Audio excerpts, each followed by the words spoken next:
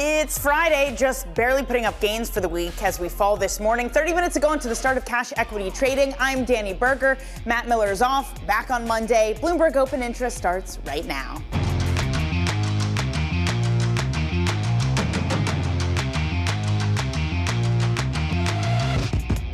Coming up, a busy morning of economic data revealing softer growth and stubborn inflation. The U.S. deploys forces to the Middle East as President Trump ramps up pressure on Iran. And Blue Owl's struggles underscore the risks facing retail investors drawn into the booming private credit markets.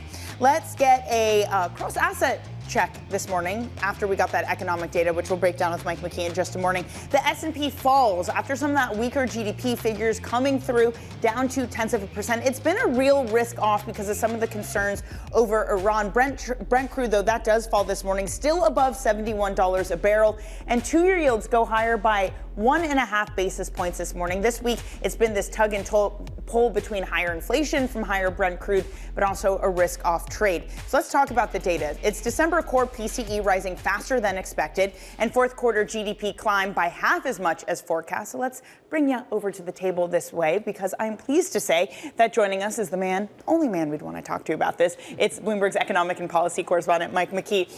Michael, so data quirks and all, how did you interpret the pieces we got today? Well, some of it distorted by the government shutdown, and some of it maybe people running out of gas at the end of the year in terms of the spending numbers. The inflation numbers affected by various categories in CPI and PPI, but remember, these are December inflation numbers. Still, bad look for the Fed to be cutting rates when you've got the PCE core at 3% for the month of December. That's quite a ways from their target. And also we saw the PCE headline go up.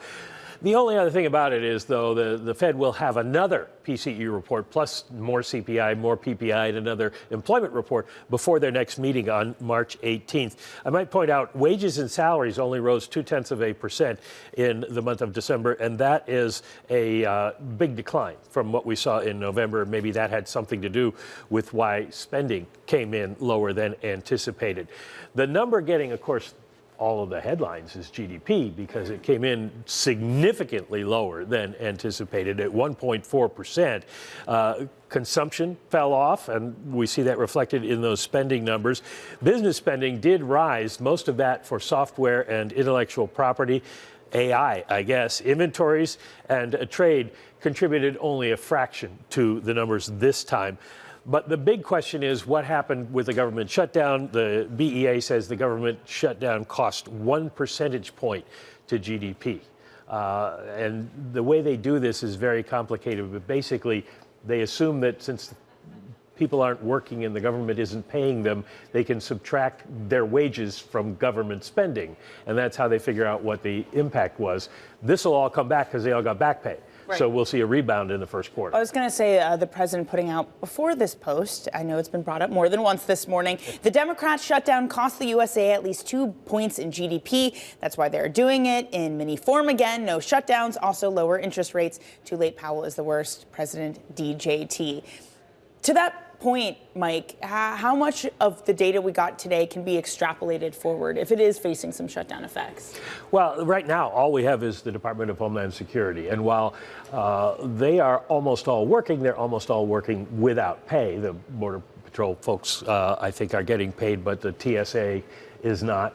And so that will be folded into the current quarter numbers, except that this is a very small number of people compared to what we saw in the fourth quarter. So it won't be 1 percentage point. The question when he posted this, of course, was he leaking data that he got last night? And he either didn't leak, he just guessed, or he exaggerated how bad it would be. Although you've had like former government officials like Kevin Hassett before saying, get ready for bad jobs numbers, and the jobs numbers are good. Yeah. So maybe you can only trust it when it comes to the president. Well, I think they want to lower the bar. True. And then they can say they outperformed. But in this case, They learned that from a Wall Street CEO or something like that. Mike, thank you so much. Always appreciate your time, Bloomberg's Michael McKee. Let's turn now to the other drama in markets, and it's private credit. Blue Owl finding 4 buyers for a $1.4 billion portfolio of private loans to help pay out investors. Let's get the details with Bloomberg senior reporter Silas Brown. And Silas, Blue Owl, of course, would point to this and say, look, there is liquidity in the market. Though the thing raising eyebrows is that one of the buyers was their very own insurance pool of capital. How should that be interpreted? Yeah, I mean, I think it increasingly shows the sort of familial nature of private markets investing. I think, like, look, you know, as we spoke about yesterday, I do think it is somewhat of a result for the investors in these funds to be paid out at relatively close to par, and the fact that they found these 4 institutional buyers, one of which is affiliated with themselves, I think is kind of good. From a kind of narrow perspective. I think more broadly, it's sort of, I don't know. I feel like the private credit markets don't need or don't react well to turbulence, particularly when it comes to BDCs and also the public share prices of these large private capital firms. So I think they want more slow news days than they're getting at the moment. I mean, this is the weird thing, Silas. You've covered this sector for a while. Like, private credit is usually a little bit more sleepy, a little bit slow, and now it's like the sexiest, you know, topic that could possibly be out there. And you're right, it's not just Blue Owl.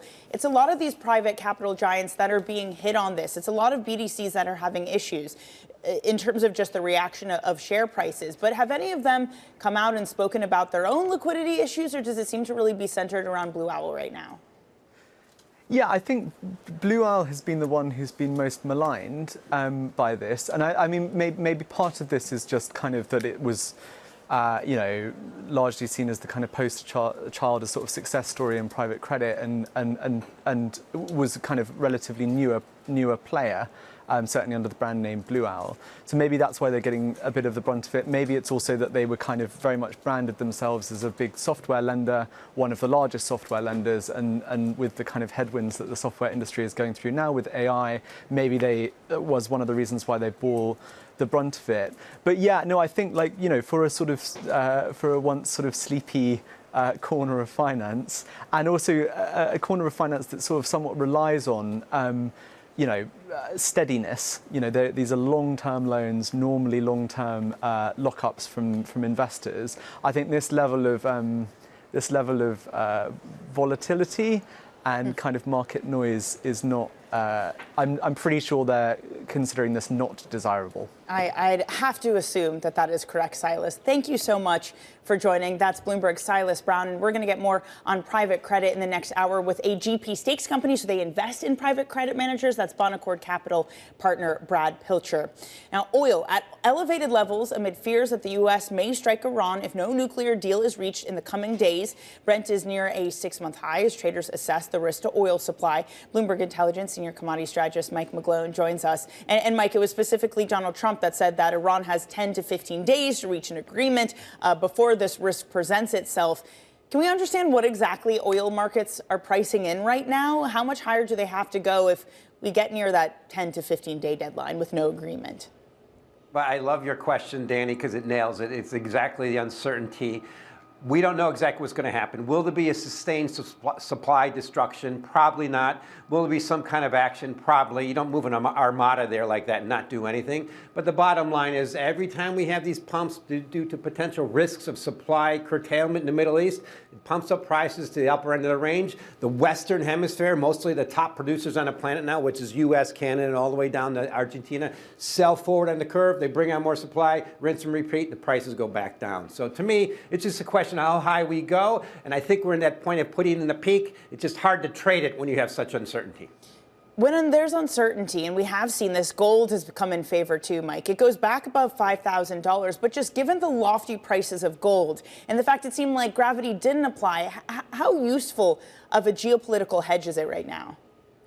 That old store value has relative value that's just way too expensive. Now, I'm very concerned been a bull on gold forever, but now we're in that silly stage of just getting too expensive. And if you look at gold versus crude oil, basically takes about 76 barrels of crude oil per 1 ounce of gold. Dani, that's almost the highest ever. The 100-year mean is 20. So for the most significant industrial commodity to be that cheap versus the most significant store value, to me, the risk is when you get some kind of ease of global tensions, the market that has the most to potentially lose is gold. And that's simply going back to $4,000 an ounce. So I'm very concerned that gold's run most of its bull market rally, and even silver too. 4,000, Mike, just quickly, if it goes back to 4,000, are you expecting it to kind of drift down there? Are you worried that there's going to be a lot of volatility and painful on the way down?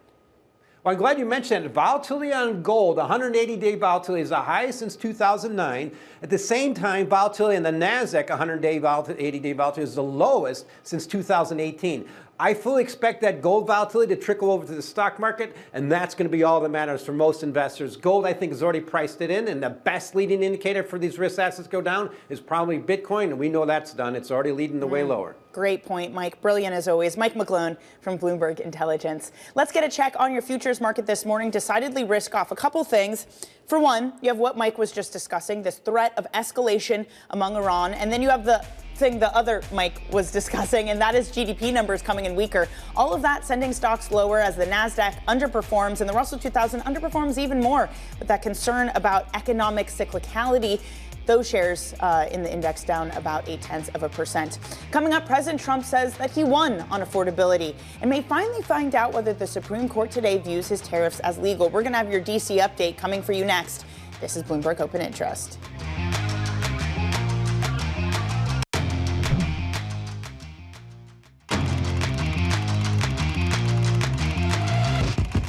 Let's get you to high interest stories. A look at what's making headlines around the world. One we've been closely following here on Open Interest. Private credit funds have long pitched themselves as safer because investors lock up money for years. But Blue Owl Capital now faces a wave of withdrawal requests from its retail private credit fund. The news challenges the idea that private credit is insulated from liquidity stress, as a new report shows that redemption requests at large BDCs jumped 200% in the fourth quarter. Senator Elizabeth Warren is urging tougher rules and more disclosure for the sector. Palm Beach International will be renamed President Donald J. Trump International Airport after Florida lawmakers approved the change. Governor Ron DeSantis is expected to sign the bill. The move still needs FAA approval and naming agreements as the Trump organization seeks trademark control. Rebranding could cost $5.5 million, drawing criticism from Democrats over spending. And President Trump says that he's won the affordability fight, pointing towards easing inflation, job gains, and tariffs he claimed revived U.S. manufacturing. What word have you not heard over the last 2 weeks? Affordability. Because I've won. I've won affordability. His comments come as polls show voters have soured on Trump's economic policies, endangering Republicans' hold on both chambers of Congress and the future of Trump's legislative agenda.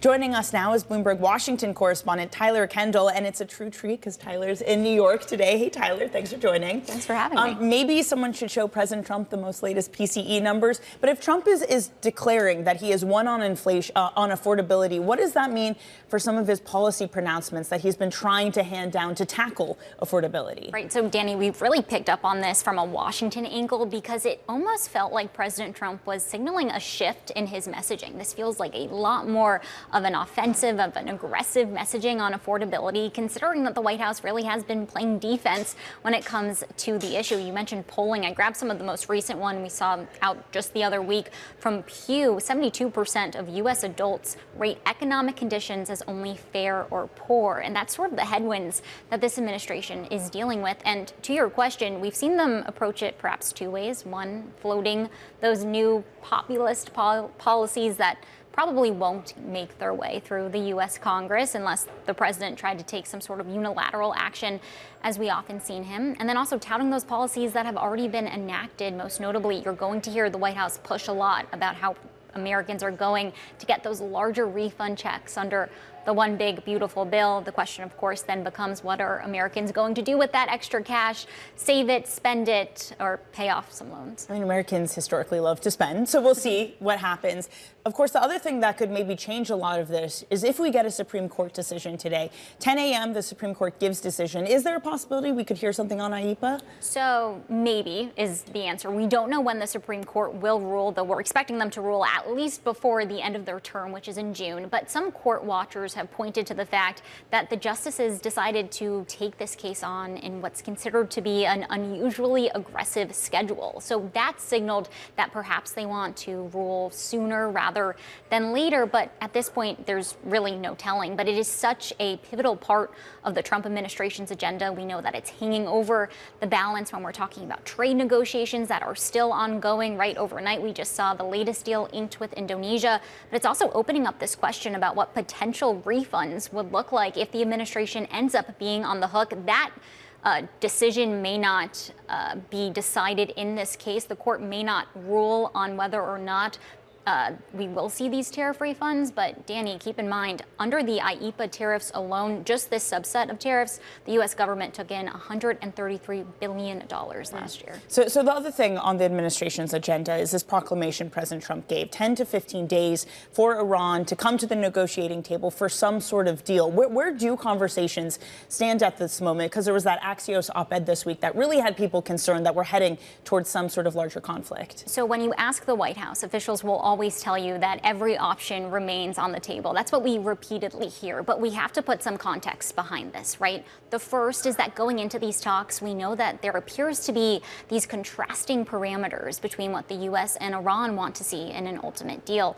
Yes, the nuclear program, the question about whether or not Iran will be allowed any domestic enrichment capacity, but the second part of that is that we know the U.S. wants some of these other action items to be folded in. Iran's ballistic missile program, as well as its support for proxy militia groups in the region. And without that actually firmly on the table, it's hard to see what the Trump administration would be willing to agree on if they choose the route of diplomacy. The other backdrop of this, of course, is the massive buildup of U.S. military assets, which is raising the stakes and raising the alarms in that region. Yeah, and I got to say, it seems like the market's finally paying attention to that, too. Tyler, thank you so much for joining us this morning. Bloomberg's Tyler Kendall. Coming up, we'll talk more about market reactions to that and otherwise. Nimrit Kang looking for software stocks that have been oversold by the AI scare. She's going to share her thoughts.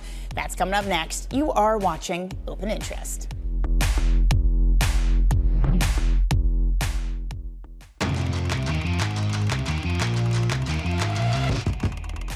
Wall Street stock pickers are looking for winners outside of AI, as well as software stocks trading at a bargain. Among them, Northstar's chief investment officer, Nimrit Kang, saying we are leaning into industrials and healthcare and looking for AI survivors in the software space, which the market has prematurely discounted. I'm so pleased to say that Nimrit joins me now. And it's a space that's been really punished at some points indiscriminately. Nimrit, where are you finding bargains of stocks you like that have been thrown out with the bathwater? Yes. Dani, it starts to feel to us like AI is the hammer looking for, any nail. So basically what we've seen in the last few weeks here is just indiscriminate selling. It doesn't matter, you see a tweet, a company launch some kind of a tool, and you'll see a major sell-off in the stocks. I think what we have to do as investors is to continue to look at companies that have proprietary data sets that are adding a value and are going to be the ultimate AI enablers in this whole landscape. So that's how we would be focused. And there are plenty of opportunities that we're seeing because since June of 2025, the semiconductor index has outperformed the technology index almost by 100 percentage points. That's a lot. And that's where we're seeing the value. What is the moat then? What is the characteristic you look for in the software company to say this thing can survive whatever sort of AI startup karaoke company throws at it? Yes. Really good question. It really coming down to what is so proprietary about it. And just to answer that, I'm going to frame this question a little bit. You know, back in 2016, 2017 timeframe, we went through this phase where companies were getting sold off every time Amazon put out a press release that they were entering a new market. As a matter of fact, they acquired Whole Foods, and what that ended up happening is Walmart, Kroger, all these companies got crushed, right? And reality, 10 years later, is that we have not all just started shopping at Amazon for our groceries. We still go to the grocery stores. And those stocks are up like 4 or 5 times from those lows. Same thing happened at industrial distribution. So I think for us as investors, we need to look at what is the proprietary thing that the company is doing? What is their moat? You know, take for example, Verisk Analytics. This is an insurance analytics company that has proprietary data sets that are being used to determine what's the insurance loss ratios that should be used and how insurance companies can put through premium increases. You know, is that going to get completely disintermediated? Where are we going to get those data sets from? So those are the types of questions we're asking, and that's how we're trying to understand where the moat is. The strange thing is also happening, Nimrit, where on one hand, you have this discussion of, is AI going to disrupt all these different companies? And then on the other side, you have a conversation of, are we in an AI bubble? Are things priced too richly that are building these AI capabilities? What about the other side of the trade, Nimrit? What do you think about the sensitivity about the hyperscalers and how much they're spending? Yeah, it's actually a fascinating question, right? So 600 billion is what the hyperscalers are spending this year. That's 200 billion more than what they spent last year. To put it into context, the US defense budget for procurement R&D is something close to 385 billion. So we're spending almost twice that the US is spending on all kinds of procurement in on an annual basis. That's the level of tailwind that we're seeing. But what we're seeing, what you just mentioned, the market is saying this, you know, AI is going to take out whole pools of industries, whole number of profit pools are going to get completely disrupted, disintermediated, and yet somehow we're going to keep spending to buy these semiconductor chips and powering the AI revolution. Well, it doesn't make sense, because if you're going to see the return, then the obvious companies that are going to make that, monetize that return, hyperscalers are going to be a big part of that, and the AI enablers. Nimrit, you're going to stick around with us. We have a lot more to talk about. You're going to stay with us through the opening bell. And as futures fall just minutes away from the opening bell, we are down by 1/3%. That's coming up next.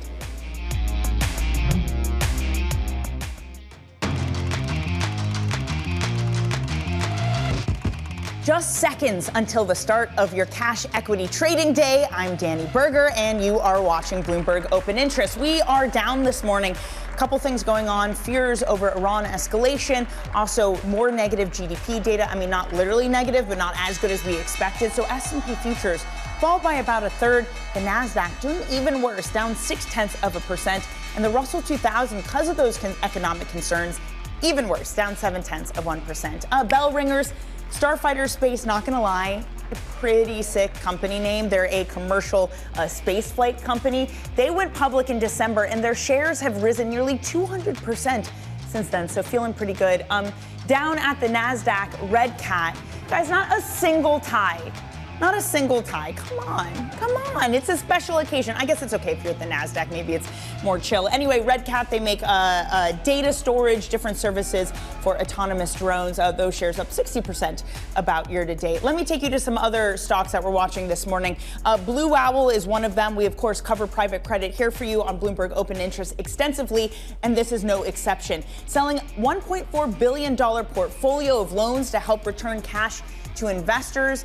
Blue Owl would argue, look, we did that close to par. It shows there's liquidity. You're welcome. They did have 4 buyers. They include 3 of North America's largest pension funds. And maybe the thing that's going to raise some eyebrows, its own insurance firm was one of the buyers too. So that not helping shares out this morning. They are down 6.5%. As always, we invite Blue Owl to come onto the show and to discuss the latest as to what they're doing. Let's get back to these overall markets, though. We're back with Northstar's Nimrit Kang. Nimrit, you were talking about this idea in your notes that the broadening out trade is going to happen as this economy picks up. I just wonder what you make of the most recent data we had this morning, where PCE continued to look sticky and GDP disappoints. Just how sure is the trajectory of this American economy? Yeah. The GDP data continues to be extremely noisy, right? Just like we had that bumper print in Q3 of 4.4, and now we have something like that's lower. I think rather than getting fixated on quarter to quarter, because we are going through this immense disruption in policy changes, government shutdowns, all kinds of imports, exports, so much noise. Instead, I think we need to just focus on the direction of travel. And we look at corporate earnings to get a sense of that. 13% increase in S&P earnings last year, projected to do something similar. So from that perspective, it's still a very healthy economy. I just mentioned something like, $600 billion that we're spending just on the capex from hyperscalers. We're going to get stimulus here. So there's plenty of tailwinds from the economy. But you're right, Dani. We haven't seen this translate into real economic growth. Look at rail traffic data, kind of flattish, right? Not much going on in home building. We need to see some broadening actually into economic data for the cyclical trade to have legs and continue going forward for the rest of the year. How much of it is priced in at this moment, some of that rotation? Because it does have, I don't know, this might be going too far, but a violent feeling. Just the very fact that the surface level index has been pretty calm, but Goldman Sachs, or rather Citadel, pointing out that the absolute move of individual stocks has been averaging something like 10%. So as this rotation has been happening, how much of that is pricing in better economic data to come? Yeah. It's primarily pricing in better economic data to come, because if you look at the analyst revisions, the revisions are still leading for technology sectors. We are not seeing that same kind of uplift that we're seeing in the stock prices. So the market is discounting well ahead of time. And that's why we would be a little cautious rather than going full on into the cyclical trade at this time. Let's take our time. Let's start to actually see some of the PMI, other economic data inflect positively. It almost feels like, the markets have become like bees, going from one hot trade to the other hot trade, right? First it's AI, then it's the cyclical rotation, then, it's outside of the US. So it's a lot of that herd mentality going on from one point to the other, and we just have to take a longer term view here. It's a perfect analogy for what's happening right now, Nimrit. You did have Citi. They downgraded technology stocks to neutral. They say diversify away from the Mag 7, allocate into U.S. small caps. The latest Bank of America fund manager survey also showed investors rotating out of technology stocks. How are you thinking about technology exposure as well? Are you also thinking about rotating away from that, or is it just about lifting the exposure from the other parts of this market? Yeah. Technology remains essential to this story the way it is so far, right? You can't have the biggest tailwind coming to the economy from the technology sector, from the hyperscalers, and them not participating in a big way in this whole economic growth. So the two things have to happen here. Either we're going to have to start seeing a much bigger rebound in the economic activity outside of the hyperscaler spending, which we have yet to see. And a big part of that needs to come from maybe the interest rates need to come down. And that's a whole different discussion to get that segment of the economy going, but there isn't an impetus to do that yet.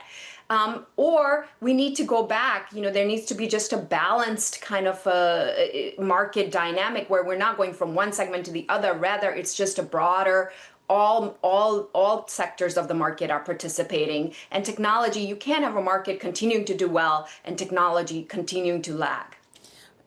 You also mentioned, Nimrit, in sort of the B trade of where we hive around. One of them has been international stocks. You've certainly seen that. The latest Bank of America flow show note this morning saying that we're moving away from U.S. stocks into international at the fastest rate in about 5 years. What do you make of the trade? Is now time to look beyond the U.S.? Yeah. It's always been a time to look beyond U.S. Unfortunately, it just didn't pay off, right? So if you looked at the last 10 years, international EM bottom of the pile in terms of the returns in versus the U.S. equities. Now, all of a sudden, they're top of the leaderboard, EM up 34% last year. And then, of course, we see all kinds of chasing going on there. But I think let's unpack that. What is the EM and an international trade? It really comes down to three things again. First of all, it is an AI trade. Say what you may, but you start looking at the major emerging markets, Korea, Taiwan, it's a semiconductor trade, AI trade again. The second one is defense spending going up in Europe and other parts of the world. That's another one. And the third one is the dollar debasement trade. So it kind of boils down to those three things.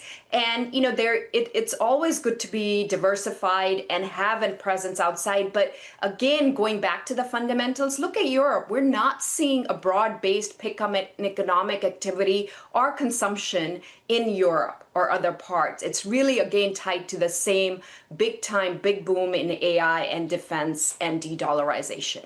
Nimrit, this was brilliant. Thank you so much for joining this morning. Enjoy the rest of your Friday and your weekend. That's Northstar CIO Nimrit Kang.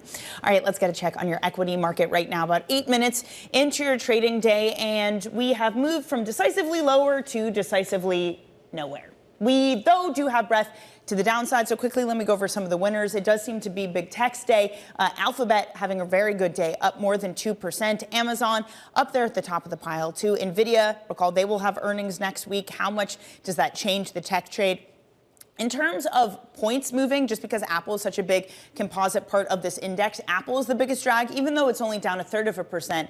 Walmart, though, I just want to hang on that for a moment. It's down 1.7% this morning. It has fallen every single day this week. It is now down more than 8.5% so far the week. That will be, if it closes at this level, its worst week on record for this company. I mean, it's had a huge run up in share prices over the past year or so. So even with that, things are okay. But just to point out that they had earnings, and maybe there is some disappointment there with high expectations. So if you look at the sectors, consumer discretionary, or rather staples, is going to be near the bottom because Walmart's in there and all of its peers like Costco are also falling. Energy falls because the price of oil is falling today after a big pickup yesterday.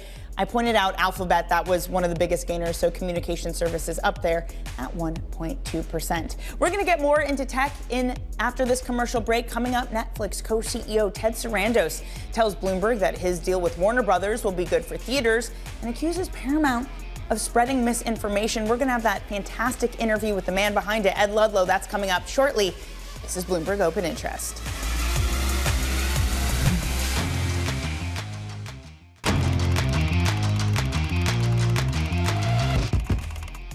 Some breaking news to bring you. President Trump speaking to reporters at the White House saying that the U.S. is considering limited strikes on Israel. A limited strike, I think, is Israel, Iran, that would certainly be something different. A limited strike on Iran, please forgive me, Friday brain. This has been the concern that President Trump has given Iran a 10 to 15 day deadline in order to reach some sort of agreement. Maybe this is how he's thinking about what happens if that deadline to reach an agreement is not achieved. You can see that the price of oil, it was sinking, slightly drifts higher. Now is little change at this moment to slightly higher. We'll keep an eye on the price of oil. It's also been something that's been sending stocks lower. All right, let's get to your top calls this morning. Some of the analyst action that we are focusing in on. First up, Barclays is upgrading Etsy following its latest results and agreement to sell Depop to eBay. The firm says that Etsy is at a tipping point and needs to return to steady positive growth. Shares up 5%. Next up, Walmart is getting cut at HSBC after the retailing giant issued a cautious consumer outlook. Walmart is often viewed as the barometer for the broader economy because of its size and reach, down 2.2%. Again, I pointed this out. It's fallen every day this week, on track for its worst week on record. And finally, Barclays is initiating biopharma, calling the group a relatively safe haven in volatile markets and naming Eli Lilly as one of its top picks. The firm says Lilly is likely to lead the obesity drug market. Let's now turn to the deal and the drama over Warner Brothers. Netflix co-CEO Ted Sarandos said his company's acquisition of Warner Brothers could lead to more films in theaters. Here's his rationale. We're going to keep Warner Brothers running pretty much like they are today. And in fact, it's even quite better for theaters because now that we're going to be in that business and own a theatrical distribution entity, we're going to take some of the Netflix films and put them through that as well. So it's very likely that you'll have even more outcome of high quality films for the theaters if this deal goes through. Sarandos also accused Paramount of spreading misinformation. Bloomberg Tech's Ed Ludlow conducted that excellent interview, and he joins us now. Ed, just your initial reaction to those comments that Ted Sarandos said to you. Yeah, I think something that people have seized on overnight is at the end of that answer, he said, if the deal goes through. But in the sentence preceding it, he said, when we own these assets, we are going to have, and that's kind of been the consistent thing. In frank reflection on it, Ted Sarandos has always been confident that the regulatory road will be surmountable and that they are playing this by the book, particularly with the DOJ. And the process that it was codified in 2023. But the movie theater business is really interesting, right? That is the anxiety that they won't put in writing a commitment, literally in writing, to theatrical releases over a certain time period. But they have said that they will. And the final thing that is kind of attached to that is he was frank about Netflix's shortcomings versus Warner Brothers' advantage. Warner Brothers Discovery has been making movies for 100 years. Netflix has been making stuff for 10 years. They kind of want to leverage that with what they are good at, which is technology and of course, the platform. Isn't this part of the issue, though, Ed, when you have Ted Sarandos admitting, here's some of our shortfalls versus Warner Brothers, doesn't that upset shareholders who, a lot of them have long said that Netflix doesn't need this deal, that Netflix, as it exists at the moment, is okay and everything else is a distraction? Oh, yeah. Yeah, I mean, there is a big portion of the investor base that thinks Netflix should just walk away, right? That for loads of reasons. Integration risk for one, the share price has come down more than 30% since this all started. The principal argument that Ted Sarandos has is that it's not just the IP. Warner Brothers Discovery, particularly literally the studio and streaming part, they have a very, very mature, built-out distribution business. And Netflix leveraging that to put theatrical releases out into the world, not just IP that originates from Warner Brothers, but IP that originates from Netflix. It gets their stuff out there more. And he really pushed back on this idea that this is a knee-jerk reaction to Netflix has had engagement growth slow down. It was about 2% in the second half of last year. And so beyond that, it's just mechanics, right? It's mechanics and I wish we got a little bit more into the debt part of this. Maybe Ted's not the right person on the C-suite bench to discuss that with, but to them, they've just been unwaveringly confident that this is the right approach. Hey, Ed, elsewhere in your world that I'd love to ask you about, there was this FT story about NVIDIA and OpenAI nearing an agreement for $30 billion worth of investment. Sure. That is NVIDIA investing that into OpenAI. How should we interpret that? Because there was much fanfare around this idea that the letter of intent to invest $100 billion maybe was just that, a letter of intent and not necessarily an agreement.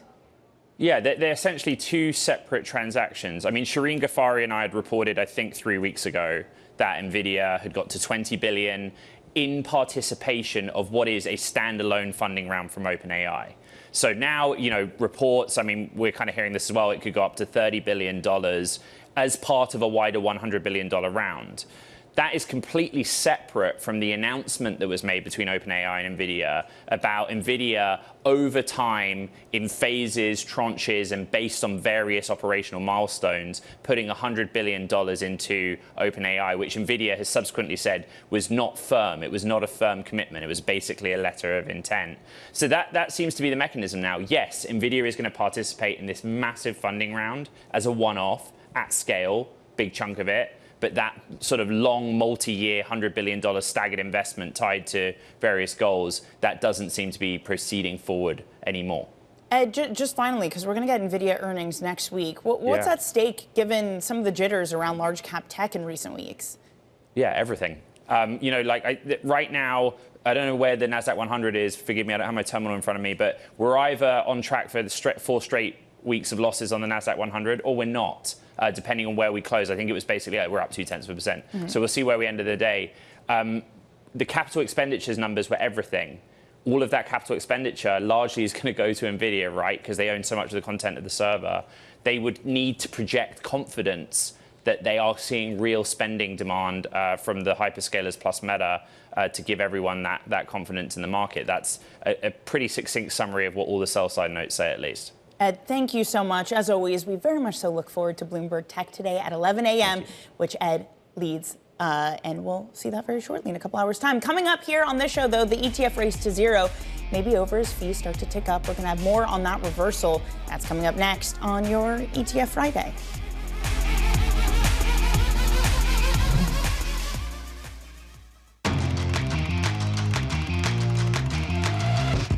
Welcome back to Bloomberg Open Interest. A check on your stocks this morning, about 20 minutes into your trading day. So the S&P opened lower, goes a little bit higher. Now it's lower again, 0.1%. The NASDAQ, that's back at unchanged. The Russell 2000 still underperforming, though, after weaker GDP data, that being reflected in what had been a broadening trade. Citi, for example, just this morning recommended to go underweight tech or at least reduce exposure to neutral and then add to U.S. small caps. In terms of some of the other movers, Bloomberg Dollar Spot not doing a lot. Brent crude, that now drops 0.2%. It had erased some of its losses after President Trump telling reporters at the White House considering limited strikes on Iran. Meanwhile, Nvidia, that has earnings out next week, slightly lower. Amazon moves higher. Newmont Mining, they had earnings that disappointed. Their output of gold is going to be lower because of some of their joint projects having a less of an output. They're doing some upgrades to facilities too. Blue Owl Capital, those shares continuing to sink 6.6%. It had to sell off some of its loans in order to meet redemptions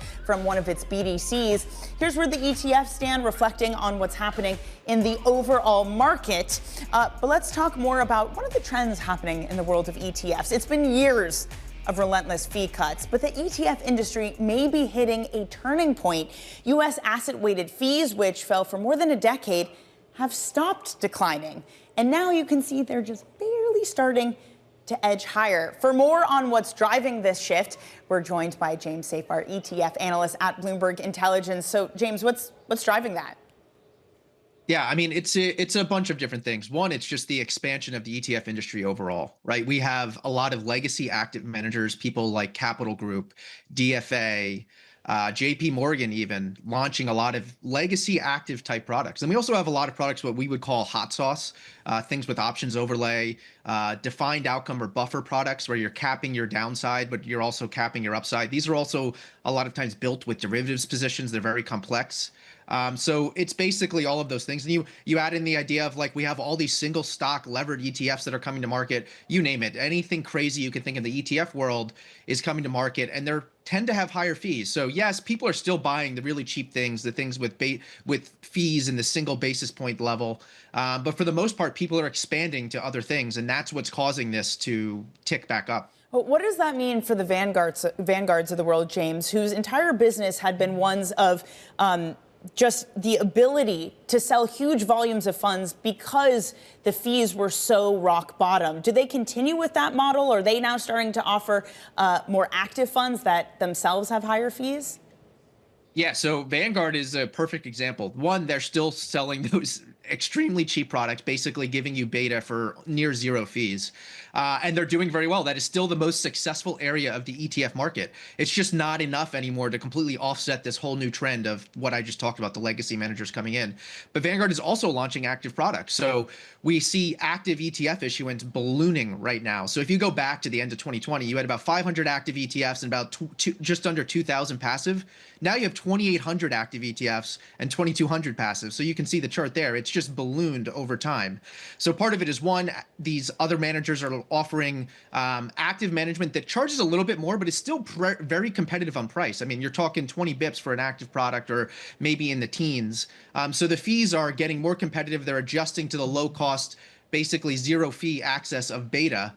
So yeah, we're seeing this trend. And the other thing I would point out is a lot of those active funds that we just saw, they're kind of active in name only. Those single stock levered ETFs, those buffer products, for the most part, they're giving you an outcome or an outcome oriented objective. But they're not really like what people think of as active, as when you're an active manager trying to pick a stock or pick bonds that are going to outperform. Hey, James, thank you so much for that. Again, a really fascinating trend change over the past couple of years. James Safar of Bloomberg Intelligence, thank you so much.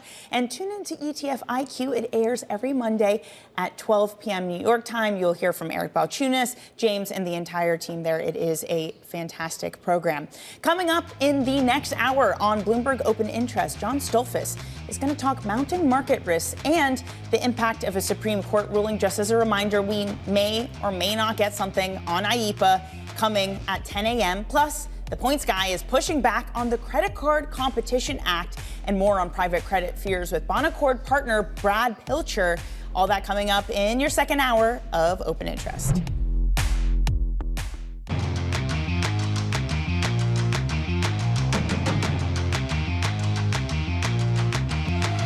Oh boy. 30 minutes into your trading day, you made it to Friday, almost made it to the end of the week. Welcome to Bloomberg Open Interest. I'm Dani Berger. Matt Miller has abandoned me all week, but we've done okay here on our own. Coming up, a busy morning of economic data revealing softer growth and stubborn inflation. The U.S. deploys forces to the Middle East as President Trump ramps up pressure on Iran, and Blue Owl's struggles underscore the risks facing retail investors drawn into the booming private credit market.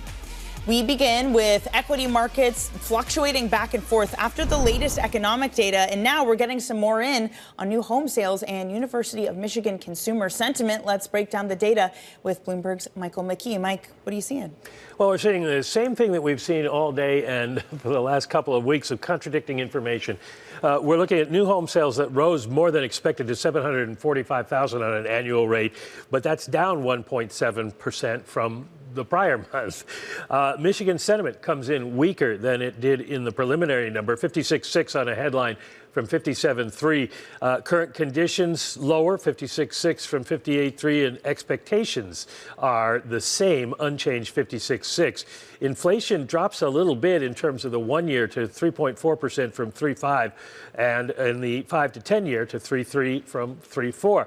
But just before we saw these numbers, a few minutes ago, we got the S&P Global U.S. Manufacturing and Services PMIs. Both of those lower, 51.2 for manufacturing and 52.3 for services, the composite at 52.3.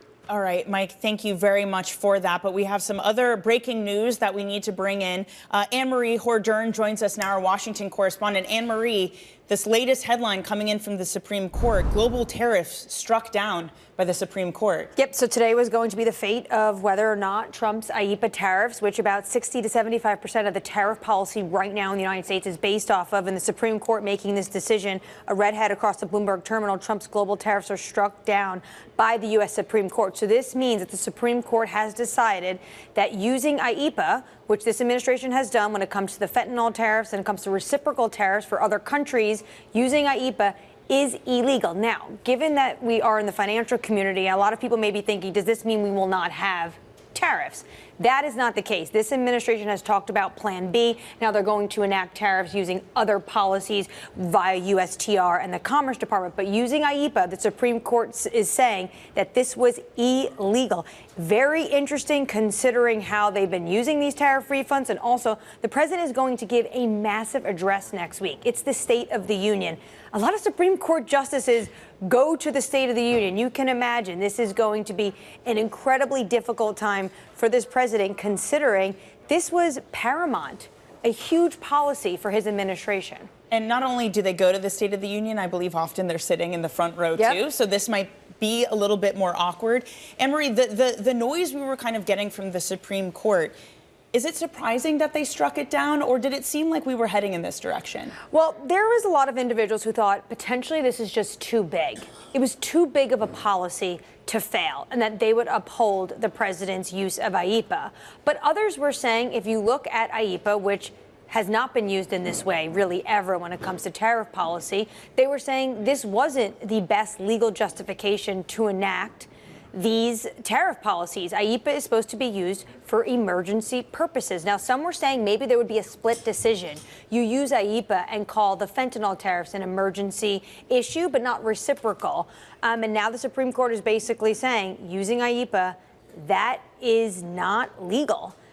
So this is, really can't emphasize how big of a blow this is for the Trump administration. Let's just get a quick check on how markets are reacting to this. And Anne-Marie, I know you probably want to look through the decision a little bit more, too. So first, here's your S&P 500. The initial reaction is one of a spike. We were little change. Now we're up by 1/3%. Again, that's not huge gains. We'll see what some of these individual companies are doing, especially those who have joined a lawsuit in order to get tariff refunds. Lululemon, here's a great example of it. That's up 4% this morning. Consumer discretionary, which had been falling, that is now up 1%. Communication services still the best sector. There you go. Let's take a quick look at what bonds are doing this morning, too. They are moving higher, but recall they had been moving higher after PCE yields, that is. PCE had been moving higher, the yields had been moving higher given that PCE was largely hot. So your 2-year yield, that moves in up by nearly 3 basis points. Your 10-year yield, that stands at 4.08. That also moves higher by 2 basis points. So again, the reaction from this has been higher 4-year yields across the curve. And meanwhile, an equity market that's rebounding, now being led by consumer discretionary companies. Williams-Sonoma, those shares up 4%. eBay up 3.6%. Nike, those shares also up 3.3%. So again, a lot of these consumer tariff-exposed companies moving higher. Anne-Marie Horjern is still around the table with us. Anne-Marie, what does, I mean, maybe we don't know at this point, but there has been this list of companies who have joined lawsuits in order to try to claw back some sort of tariff refund from IEEPA. Right, because actually if you didn't join the lawsuit and then you had a decision like this, you wouldn't actually be in the queue preparing to potentially or even be legally allowed to get the rebate back in terms of the tariffs that these companies have been paying. So that is why you are seeing a lot of companies like Nike on your screen just shooting up right now, the stock. But it is important to take a step back and remember that tariffs are going to be here to stay for the Trump administration. They just will not be using IEEPA. IEEPA gives an incredible amount of flexibility to this administration to quickly put, honestly, tariffs on, tariffs off, basically overnight. They're going to have to go through potentially investigations, or they're going to have to use other authorities that you can enact tariffs, but potentially only for a shorter amount of time or have certain limits to them. So there now will be limits on this administration, but they're going to get to similar tariff rates when it comes to countries that have done deals, and also just broadly when it comes to the fentanyl tariffs. They're going to have to use other avenues. But this is a big blow for the administration that has really used IEEPA the entire year to enact their entire trade policy. And that's all of that is so important to keep in mind, Anne-Marie, when we look at this market reaction. How much of it will last? Do you start to get an unwind of anything we've seen, given the ability, as you've been describing, to enact tariffs in other ways? Joining us now, also around the table, is Bloomberg Wall Street Week host David Weston. David, I know you've also been poring over this court decision for as much 6 as you minutes. can. Yeah, that's right. All right, give us your 6-minute take. What's your initial take on what we've seen? Back at the Supreme Court, we had more than 6 minutes to actually read through this these is the things. modern day era, David. Only 6 minutes you get. One simple point, from inside the court, you can understand why it took them so long to do it. Because when you see anything that says the Chief Justice wrote for 2A and somebody else joined in 2B, you will actually have to go through the opinion and see which justices are joining in which parts. At the same time, as far as I can see, and Anne-Marie, you've been looking at it, I think it's a 6-3 decision. I think there's 3 dissents. So different people have different reasons for doing it. And one of the big questions, obviously, is going to be what's the remedy? I mean, what do you go from here? Is there a refund? There have been refunds in the past, but they've been in much smaller situations. I mean, much lower numbers of dollars involved. I don't know, the estimates I see, it was $134 billion as of December. The estimates now, I think, are like $170 billion that might be refunded here. And I guess it doesn't, I mean, maybe we don't know this at this point as to whether this decision explicitly says anything about refunds. I mean, how uncertain does it become for these companies as they're trying to navigate what this decision means? Yeah, well, as you pointed out earlier, I think last time I checked, there were more than 1,000 companies who had already applied for refunds and brought in lawsuits. So people are all over this, and they're trying to do it. I actually thought that it was going to be impossible because a lot of these would be small and medium-sized companies, and they don't have the money to go through the process. But as one of my lawyer friends said, yeah, that's why class actions were invented. So you could have a $170 billion class action, if you can imagine it, for refunds, which could make a big difference. So we'll see. The other issue, obviously, as President Trump is about to give his State of the Union address next Tuesday and go into that chamber where presumably most of the members of the court will be there and say hello to him. I mean, It'll be an interesting dynamic. On that, you're very familiar. You've clerked for one of the for SCOTUS before, and you know this process very well. Are you surprised we got this today, just given that? My attitude through the newsroom throughout is don't guess about when it's coming down. Everybody was saying, oh, it's going to come down, it's not going to come down, what's going to happen? I said, they bring it down when they want. When you're at the Supreme Court, you're in a different world. You're worried about what's going on in the Supreme Court. I'm not surprised at all that there were so many divisions, people were joining in different parts of the opinion. Because as it took more time, I said, I think they're probably going back and forth and really coming up with a majority and what part they're going to agree with or not. So that does not surprise me. But I do think the dynamic for the State of the Union will be very interesting because President Trump's position, maybe even in front of the world right now, in trying to get everybody to come in and do deals with him, is a different position now than it was, 10 minutes ago.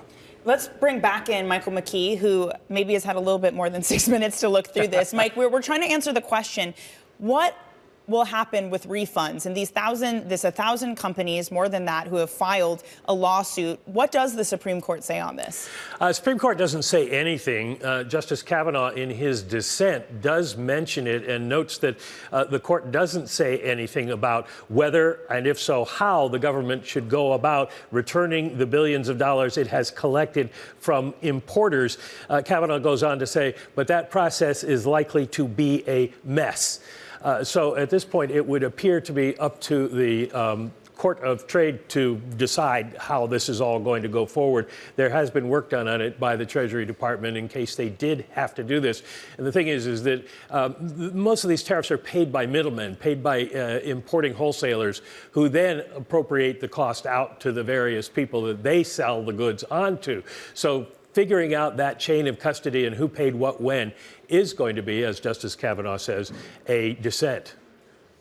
So there are two issues here, one for the companies and two for this government. And Anne-Marie, I'd like to bring you in on this because part of the way the bond markets had been viewing IEEPA and tariffs was it something that helped lower the deficit. So how important is it going to be for this Trump administration to quickly enact tariffs in order for that not to be a concern for them? Well, also the fact is that they have been talking about how tariffs are a huge part of not just bringing down the deficit, but also they have talked about how this has been bringing manufacturing. In their mind, it has been forcing manufacturing back home.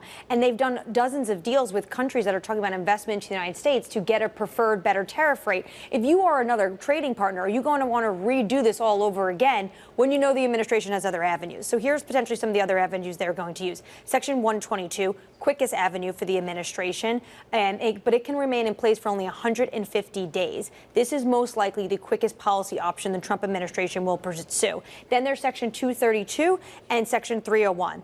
They have been the preferred section we've used and seen from the Trump administration as well, the Biden administration. But with Section 301, you need 12 months before tariffs are imposed, which is why this administration, when you knew you had 2 years before the midterm elections, really wanted to use IEEPA to enact their tariff policies. I also think, to David's point earlier, talking about the fact that you can never really glean into when the Supreme Court is going to come down with a decision. But the Supreme Court maybe wanted to give the administration some time before the midterm elections to make sure that they can enact this tariff policy. And as others are lining up for these rebates, and countries are probably going to be calling saying, so what is going to be the effective tariff rate today, given the fact that your own Supreme Court said this was illegal? A quick check on markets. Again, we're about 10 minutes after learning that the Supreme Court has struck down the IEEPA tariffs enacted by the White House. Some of the initial gains, they have started to ease. We were up more than 0.5%. Now we're up by 1/3% for your S&P 500. The small cap index, that also does remain higher, but some of these consumer names are really outperforming. Lululemon, that's up 2.8%. Williams-Sonoma up a similar amount too. But again, some of those gains starting to fall back. Also, the gains in higher Treasury yields still sticking on. Yes, yields are higher, but not as much as they were. Joining us now is John Stoltzfus, Oppenheimer Asset Management Chief Investment Strategist. He has an S&P 500 year-end price target of 8,100. John, does this ruling, does it change anything in your outlook? Not at all. If anything, when you get an announcement like this, you've got to consider that you've got players on both sides of the trading floors essentially making decisions related to changing positions, repositioning, adding to positions. This has to be baked in and then considered what will actually happen. And as you all mentioned, it will take a while for this to take effect. And then the response is likely to see, with the current administration, the tariffs likely to remain using other tenets of the law. And so essentially, this is near-term drama for short-term players, some excitement on the trading floor for some people, and for others, if anything, look for any babies that get thrown out with the bathwater. So does that not mean that optimism, maybe margins will get better, maybe corporate profits? This is a tailwind for that. Is it just too soon to make any of those assumptions, John? I think it is most certainly much too soon to make assumptions on that. But I think that's why initially you saw consumer discretionary popped. Right away, they thought of all those items that were imported. The tariffs had been already paid for, money coming back. What recalibration would that have to do related to earnings and revenue growth? So you take, particularly to earnings, but when you look at that, I won't say it's a non-event, because from a legal position and a position related to the administration and moving forward, it most certainly is important. But in terms of the market, intermediate to long-term players, this is more of, if anything, it's an opportunity to either stay put, continue the diversification process away from over-concentration that's already begun, and remain on expectations that the economy has slowed somewhat, solely because the Fed had raised 11 times, been on pause for 14 with only 6 cuts. Not much to be expected, but some slowing. And so it's not that I'm not impressed by the news item, but I am certainly saying it's more of a legal issue. And I think David, with his legal background, would certainly have ideas on that. Yeah, there's always a danger in trying to figure out long-term what this means. I think the one thing I would say is 2 things come out of this. Number 1 is more uncertainty. Yes. This does not create certainty for the markets. We just learn less. And 2, and unfortunately this is always true, I still have my bar card, it's good for the lawyers. There are a lot of lawyers who are going to be employed for a long time sorting this out. A lot of fees to be made, absolutely. Yeah, but uncertainty, I mean, along with your legal background, David, on Wall Street, you're constantly talking to leaders of corporate America and this global economy. They already are facing a really uncertain environment. What does it happen if you just get more injected into that? Exactly, and we all talk to these leaders, and I think we get the same response, which is just tell us the rules. You can make the tariff high, you can make it low, you can do what you want. Just give us the rules so we know how to plan our business.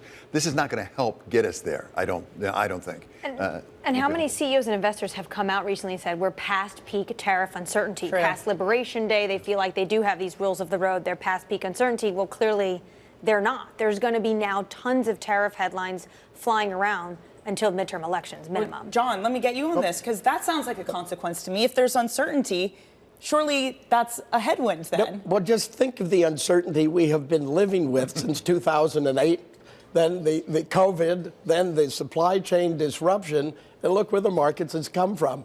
I think the traditional look, and this is where I, as a professional investor who manages money as well as a strategist, have to say that, the markets have shown since the Bernanke legacy got deployed and the Fed became very much active and responsive and sensitive to its dual mandate, as well as to advances in technology that help business navigate troubled waters.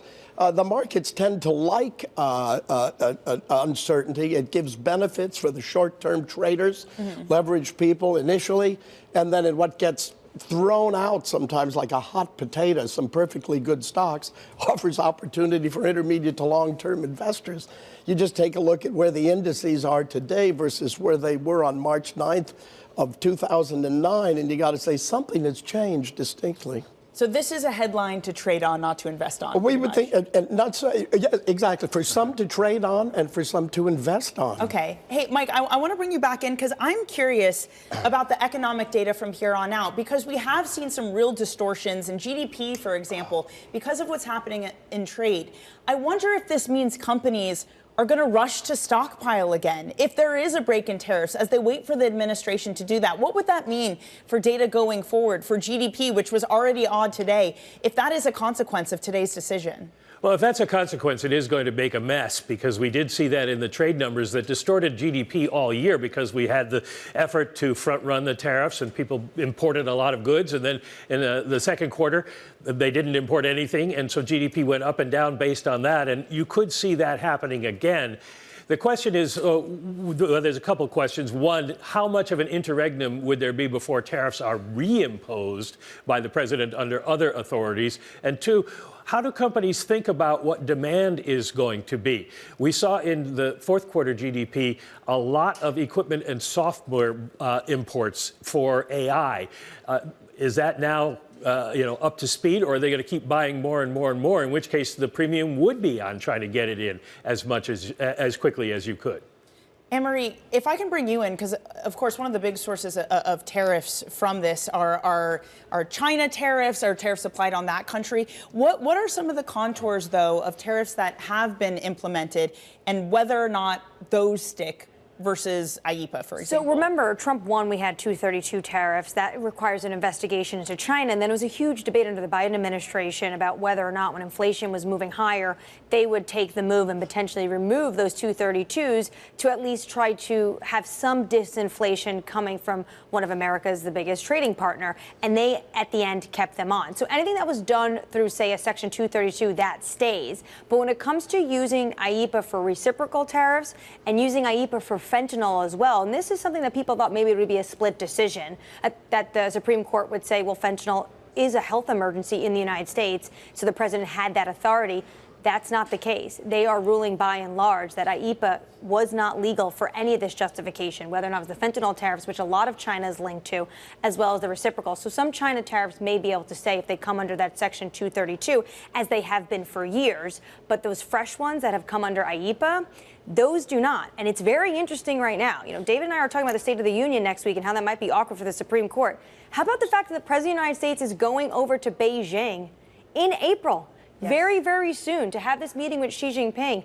And the entire contours of that relationship has been based on this détente because of a trade war, because of these IEEPA tariffs. Again, John, I come back to you.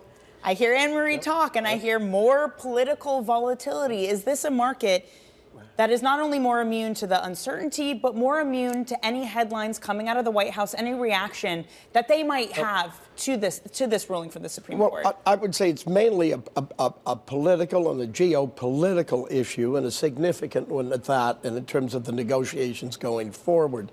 But I would say, related to the market, once again, this is opportunity for nervous investors, skeptics, and bears to take some profits in the middle of what appears to be a secular long-term bull market based on innovation, watershed innovation, take some profits without FOMO, or fear of missing out.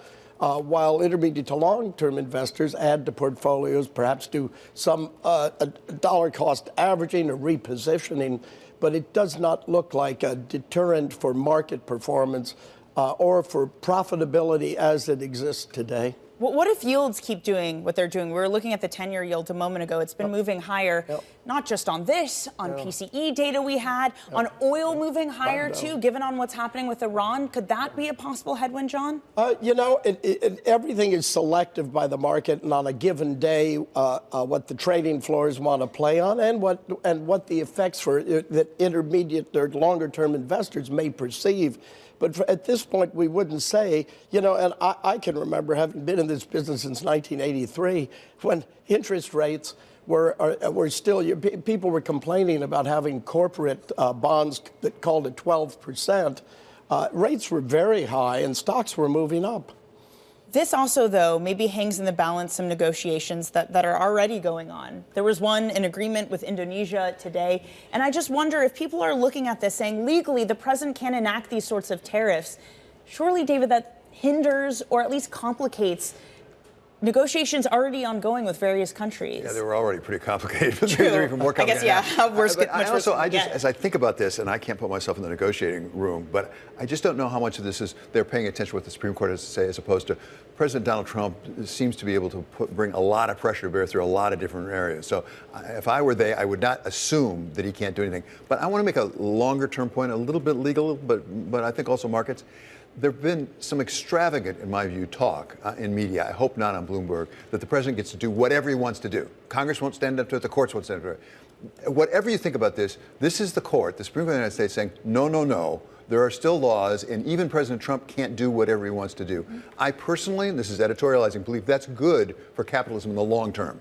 a rule of law so that markets know there are rules out there that even presidents can't overcome, I personally think that's a good day for capitalism and for our country, I personally think. Let's get another quick check on markets. You are looking at shares of some of the consumer discretionary goods companies which are doing well. The S&P 500, that's up 0.5%. So not huge gains, but it is notable. They have risen off the back of that decision. Let's take a look at what the small cap index is doing, because that also had a response, not as strong as the large cap index, because some of the fears of the economic data coming in, that's up 0.1%. When it comes to this treasury market, yields are still higher across the curve. The most on the long end, that's where you're really seeing the pressure. That is up 4 basis points for your 30-year yield. Your 10-year yield, that's up 2.5 basis points. Let me bring Michael McKee back into this. Mike, again, in the complicating nature of everything that the Fed has to figure out, does this add any complication to it as they look at rate decisions to come, along with the new chair, along with pressure from the White House? Well, it adds another layer of complexity. Since we don't know, and we've just been talking about how little we know about how this is going to play out, the Fed isn't going to know either, and they're just going to have to use the economic data that they have. And right now, the data are very mixed. We saw that at the top of the hour with consumer confidence falling and new home sales rising. You know, there's some good news, some bad news in the economy. So they're going to have to just wait and see how this plays out. But it does slightly suggest that maybe it's a thumb on the scale of not doing anything at the March and April meetings while Jay Powell is still the chair. And we'll have to see where we are with all of this by the time Kevin Warsh takes over. His first meeting will be in June.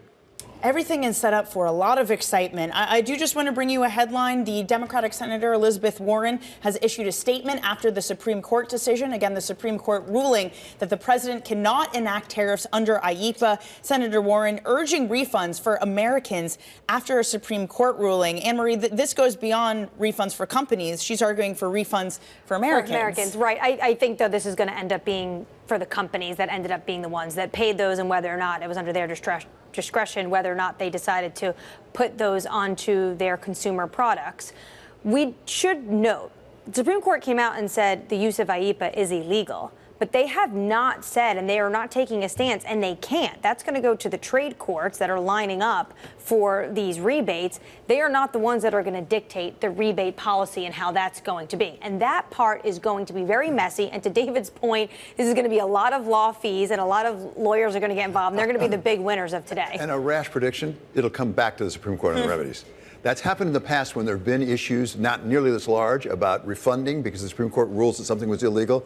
It's gone down and it's come back up, and ultimately they've had to decide again, the Supreme Court, yes, that's consistent with their decision. So I wouldn't be surprised to see another bite at this apple before we're done. So we just have to wait, I guess? Is the net some of that?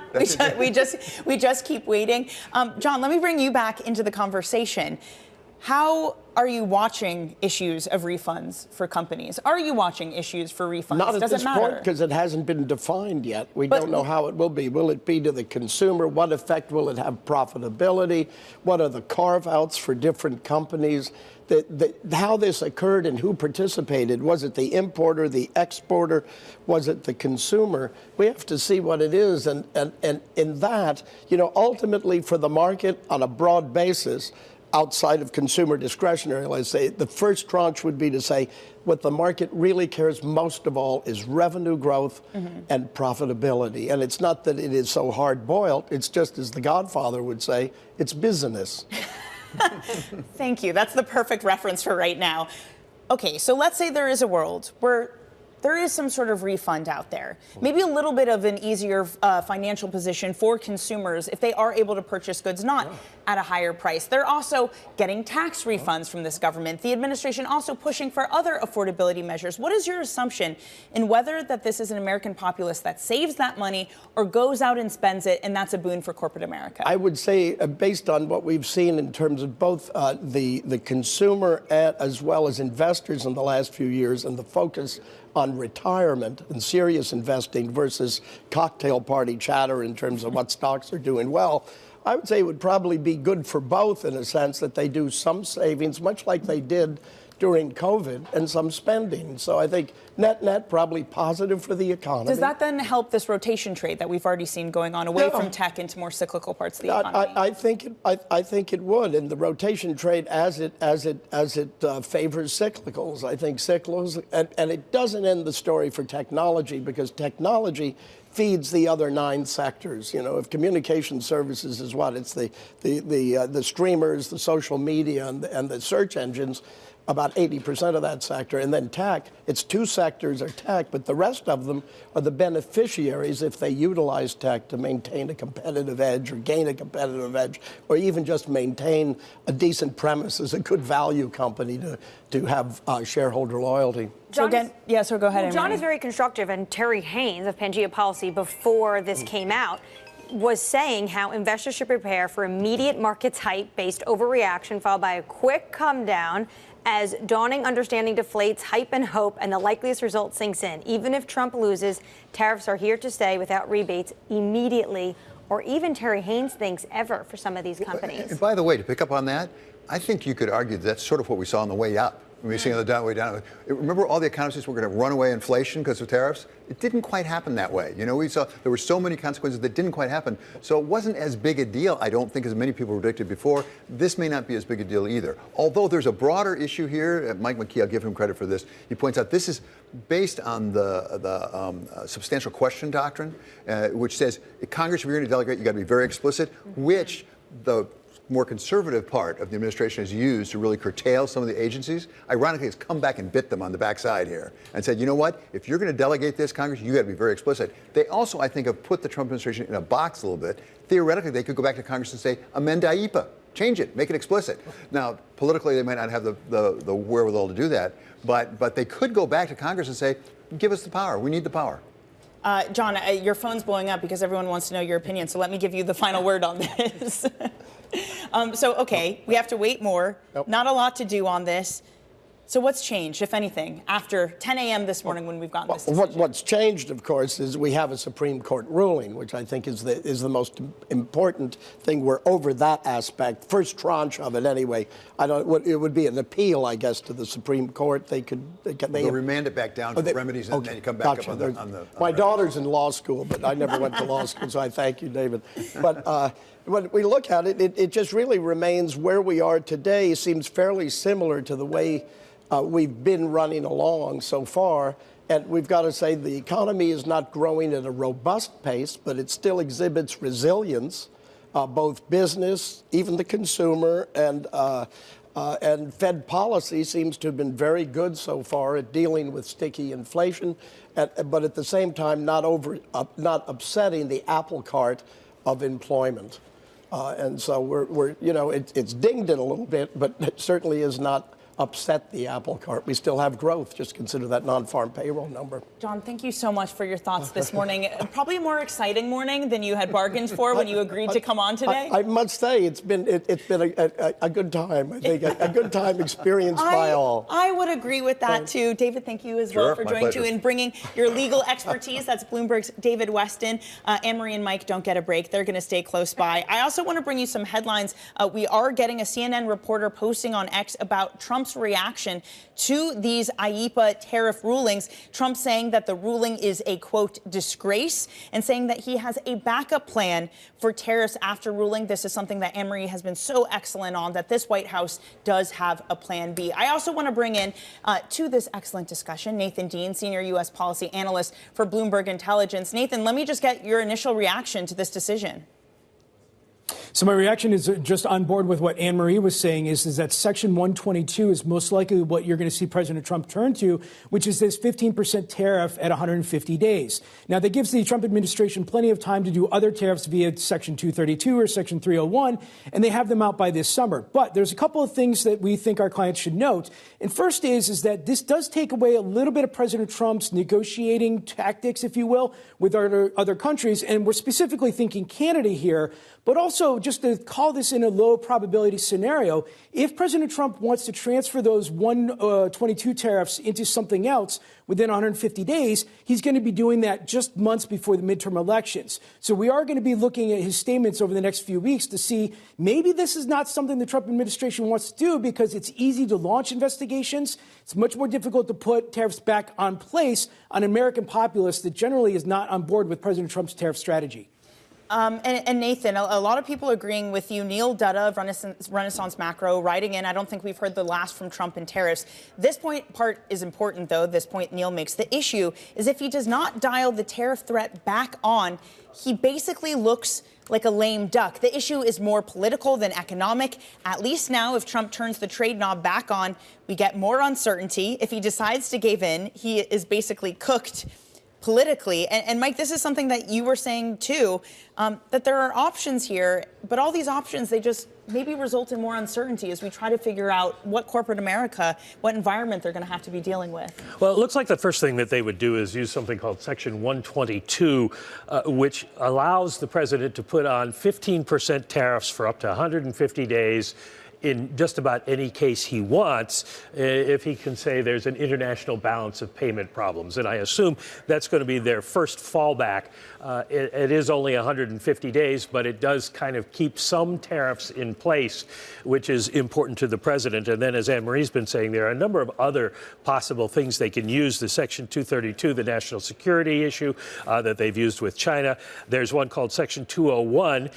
That needs an investigation. They need to have the International Trade Commission basically say certain industries have been affected by trade policies, and then they can put up to a 50% additional tariff on for those industries for a period of 4 years.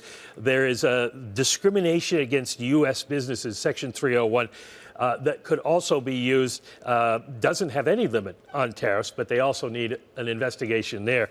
The other final one that they might try to fall back on right away is Section 338 of the 1974 Act. Now, this has never been used before, but if the president can assert there is discrimination against U.S. commerce, which essentially would be sectors of the economy rather than individual countries, then they can impose 50% tariffs. So it's not going to be just a matter of which sections they're going to choose, but how they frame this to try to fit the conditions of each of these sectors. And again, a market may be interpreting that and seeing the other options. You can see 30-year yields still higher, but they backed off the most extreme moves. Same goes for this equity market. It rallies and it comes down a little bit. We are getting some more reaction from Washington, D.C. Schumer saying that the tariff ruling is a victory for consumer wallets. There's also some reaction from the EU seeking clarity on the next steps. A spokesperson telling the Dow Jones Newswire that they're in close contact with the U.S. administration. Anne-Marie, I mean, there are still active and live negotiations going on because everything that was really established, I guess, has been a framework at this point. Yeah, there are active negotiations, but if you are a trading partner with the United States and you know that they're going to use some of these other avenues via USTR, the Commerce Department that Mike McKee just outlined, do you really want to go back into having a fight with the administration when you definitely know you want access to the U.S. market? So I'm not quite sure with trading partners where this will stand. I'm sure a lot of them are getting phone calls from reporters like me asking what is going to be your posture now to the U.S. government, given what the Supreme Court said about IEEPA. When it comes to the Democrats, hearing from Senator Schumer right now, a victory for the wallets of every American consumer. Two things come to mind. One, before the midterm elections. The Democrats are going to use this and say that Trump was outsourcing too much. He was using too much power, stuff that should have been used under Congress. And two, it comes after a report that consumers and businesses pay nearly 90% of Trump's tariffs. This is a new analysis that we actually saw the White House take issue with. And the White House was talking about how actually economists need to be disciplined. I think Kevin Hassett recently, though, said that maybe he got a little emotional when it came to this report. But when you look at consumer surveys, you have heard, especially last year around April, when it came to Liberation Day, you had heard that angst within consumers about tariffs and what this potentially mean, in essence, a tax. Also, what comes to mind? Trump has been talking about tariff dividends ahead of the midterm elections, potentially $2,000 checks. Now, Congress has really had no appetite for this, but the president, nonetheless, has talked about it. Well, that idea is completely going to be thrown out the window when you don't have the IEEPA tariffs enacted right now, and they're going to need months and weeks to enact their other policies. Such an excellent point. And for those of you just joining, if you've been under a rock, we are following the latest news that the U.S. Supreme Court has struck down the Trump administration's ability to use IEEPA in order to enact tariffs. Equities are gaining only slightly as bond yields tick up higher, too. Joining us now is Jennifer Hillman, a Georgetown law professor and former World Trade Organization judge and general counsel for the U.S. Trade Representative. Jennifer, can I just get your initial thoughts to this decision from the Supreme Court?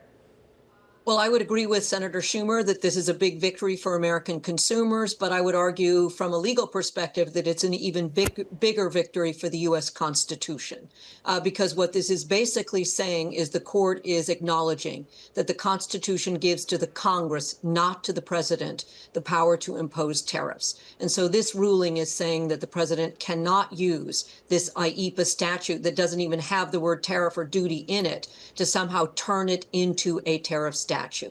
So in that sense, I think, yeah. Well, I was just curious, what was your initial reaction? Were you surprised? I know a number of individuals thought for reciprocal tariffs, IEEPA would be struck down, but potentially the Supreme Court would uphold the use of IEEPA for something like fentanyl, which has been a health emergency in the United States. Actually, I was not surprised. Now, I will confess that I have been, on taking that view for a long time. But I think the court's opinion is quite clear, and it's a straight up, analysis of the law. It starts with the Congress alone has the power to impose tariffs. And so the question before the court was whether IEEPA hands over, delegates that authority to the president. And the court looked at the statute and came to the unequivocal conclusion that the answer is no.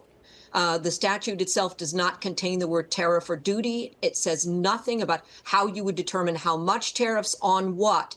So I am actually not surprised, and I think this is the better of the opinions, the roads that the court could have gone down. This is the clean, clear, constitutional road that the court chose. What do you think of this idea, Jennifer? If I can, forgive me jumping in. What do you think of this idea proposed by Neil Dutta, that the issue is if he doesn't turn the tariff knob right back on, he looks like a lame duck? Does this cause the president to act even more forcefully to find ways to enact tariffs, not through IEEPA this time? It might. I think the answer to that question is really going to depend on how all of the trading partners that have now agreements, frameworks, shapes of an agreement, whether they come back and say, okay, look, the whole basis for our negotiating these agreements was to get out from under the IEEPA tariffs. And if there are no IEEPA tariffs, then we're not gonna move forward with these agreements. If countries are signaling that, then the president may very well invoke Section 122, and I would say that is the only statute that would allow the president to impose tariffs on all countries, all goods, with again, every other option before the president would require that the tariffs be either country specific, following an investigation, such as under Section 301, or product specific, following, again, another investigation under Section 232, indicating that there's a national security threat with respect to those particular tariffs. So in that sense, again, I think the decision about whether or not to invoke Section 122, whether or not to try to put immediate tariffs in place on all goods from all countries, I think is a little bit of a wait and see, but not very long. Nathan, if I can bring you into the conversation, Nathan Dean of Bloomberg Intelligence, still with us. What does it mean that all of this is happening in a midterm election year? So, I think, your discussion before about how President Trump is facing a lame duck status before the midterm elections is extremely valid, because let's look at what else he can do in terms of legislation. It's probably not going to much legislation is going to happen this year. And if the Democrats take the House of Representatives, like the betting markets, the prediction markets suggest, we're facing 2 years of gridlock. So what do presidents do in their second year of their second administration? And that is go back to the geopolitical space. And in this case, it's tariffs. So I do think tariffs are here to stay, and I do think that this is one of those things where you're going to see a mixed message from the White House. You're going to see them come out and say, look, tariffs are important, tariffs are great, bringing back lots of revenue, but you're also going to see them try and really take pushes to try and address affordability and the costs of goods and services here in the United States. And you're going to see somewhat of a mixed message here. So I really don't think that the White House is really going to change its strategy all that much right now. But once we get past the primary season, we start getting into June, July, right before the months of the election, I think you could see the White House begin to say, maybe we need to start addressing a little bit more here on affordability, and tariffs could be the result of that. But again, like I said before, I think that's a low probability, but something to keep in mind. Jen, just Jennifer, given your extensive background in trade and understanding how these things work, this is something that around this table, we've been discussing over the past 30 minutes, how this is just so uncertain for companies now, unclear for the thousands of companies that have sued in order to recoup some of the duties. What do you think corporate America does from here? Because this is a Supreme Court decision that did not address the tariff refunds. Well, again, I don't know that the court had to address the tariff refunds because I think it's very well established under U.S. law that any customs duties that have been collected without proper statutory authority are considered an illegal extraction. So they have to be refunded. I mean, again, they were not lawfully collected in the first place, and therefore everyone that has paid these duties is entitled to a refund. Now, the refund process can get complicated depending on whether the goods have been formally, brought in, their entries so-called liquidated. In other words, the paperwork closed out on them. The process might be different, but in theory, everyone is entitled to a refund of these duties. So that, I think, is very clear, that the refunds are owed. The question will be then what tariffs are in place on a going forward basis. And the last thing I think it's important to note is that this ruling affects only the tariffs that were imposed under IEEPA. The tariffs that are imposed on steel and aluminum and copper and cars and furniture and bathroom vanities and kitchen cabinets and a number of those that were imposed under Section 232, those tariffs are not affected by this IEEPA ruling. So they will remain in place and continue to be collected. As well as some 301s that the administration has put on China. And I'm so glad you brought these other tariffs up, Jen, because what do you make now how the administration is going to confront Beijing? As we've been talking about the Supreme Court ruling, Reuters has come out. We knew the president was going to make a trip to China in April. Reuters has said the exact dates will be March 31st to April 2nd. Where does that put that relationship? So what we have right now in terms of tariffs on China is, as you said, all of the old Section 301 tariffs that were imposed on about $360 billion worth of Chinese imports during the first Trump administration and maintained throughout the Biden administration and are maintained today. And we have these 232 tariffs on semiconductors, on again, cars and car parts, on steel, aluminum, copper. So we have a significant number of tariffs already on China. So in that sense, there is leverage for the president. And on the other end, as we've seen very clearly, China holds a very big card in this trade, in that they are controlling the vast majority of the processing of all of the critical minerals that are necessary for electric vehicles, for batteries, for all of the sort of storage of renewable energy. You need those critical minerals. They're essential for our defense industry and many other things. 90 to 95% of all of those critical minerals are processed in China. So China has that major card that it holds. So even if the Trump administration continues to hold some of the tariff cards, it is again, it's going to be an interesting discussion to see what comes out of that. I think many people would speculate that the hope is that at least we at least maintain the truce that there is right now between the United States and China, and again, move only incrementally on any additional issues. There is still so much to play for when it comes to how this turns out, Jennifer. Let's take a quick check on your markets this morning. It is, we are over an hour after the opening bell, and things have changed, but you wouldn't really know it by looking at this equity market, a calm response given to what some expected to be a maybe impulsive move. But look at what the S&P is doing. It is up 0.5%. It's largely held onto those gains. Post this decision happening about 45 minutes ago that the Supreme Court has struck down the Trump administration's use of IEEPA in order to enact tariffs. The NASDAQ 100, that outperforms this morning. That's moving up by 0.8%. I also want to show you what gold and silver have been doing. Initially, the precious metals getting getting a boost thanks to uncertainty over Iran. The president also saying this morning that he could consider strategic strikes when it comes to Iran. Gold moving up by 1%. We are back above $5,000. Silver having an even bigger move. That is up 5% this morning. The speculation and the attractiveness of those metals continuing. A quick check on your bond markets. The biggest amount of the move higher in yields is starting to ebb. We are up about a basis point and a half across the curve, but the 30-year yield, that still moves the highest, up 3 basis points.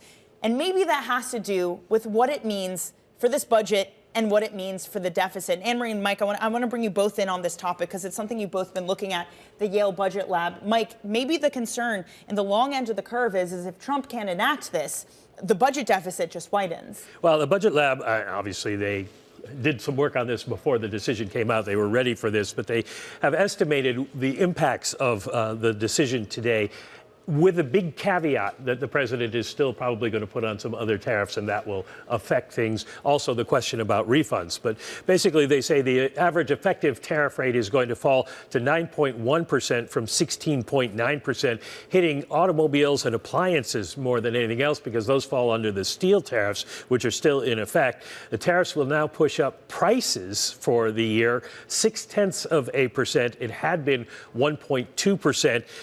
Unemployment will be 3 percentage points higher, would have been 0.6 of a percentage point higher.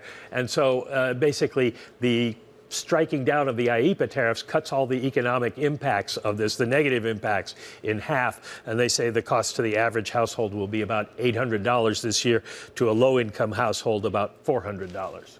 All right.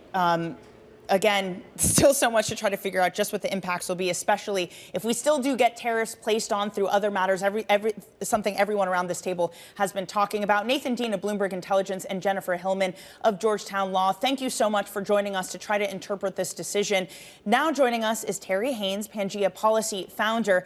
Terry, I'm sure you were glued to the SCOTUS blog, figuring out when this would come down, a decision striking down the use of IEEPA to enact tariffs. What's your initial reaction? My initial reaction is that I think the markets are judging this correctly, frankly. There were two bogeys out there that were not going to happen, and in fact didn't happen. One is that somehow the court was going to say, gee, we don't like tariffs, Trump can't use tariffs. That wasn't ever what was before the court. It was only about the statutory interpretation of the emergency powers, this economic emergency powers law. And secondly, that trillions of dollars were going to get disgorged as a result of the decision. And in fact, what's happening here is this is a very narrow kind of green eye shade statutory decision that frankly slaps Congress a little bit, not really the Trump administration, but slaps Congress's writing of that law a little bit. So it's a very narrow decision, doesn't say anything, as it shouldn't, about the president's many other abilities to use other tariff laws and regulations. And secondly, disgorgement is never something that the Supreme Court was going to decide. It was always going to go back to a lower court. By the time that the court process happens and figures out what the remedy there might be, I think in all eventuality, Congress and Trump are going to fix this, even using the reconciliation process like the big beautiful bill last year to fix this so that even IEEPA has tariffs authority. So the market's impacts really were going to be tiny to begin with. Markets, frankly, are reading that correctly.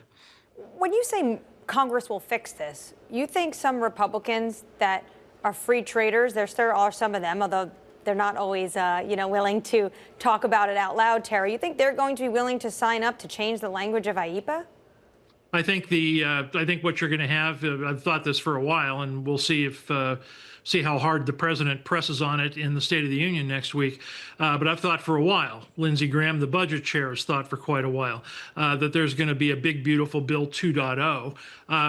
They would be foolish, Trump and Republicans, to have the opportunity to have a Republican-only law that gooses the economy some more and not take that opportunity. So I think there's going to be one. I've thought there's going to be one for quite a while. In the middle of that law, can you rewrite 3 or 4 words to give the president the tariffs authority in IEEPA? Sure you can.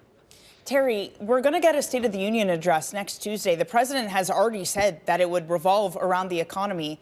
What does this decision do to that?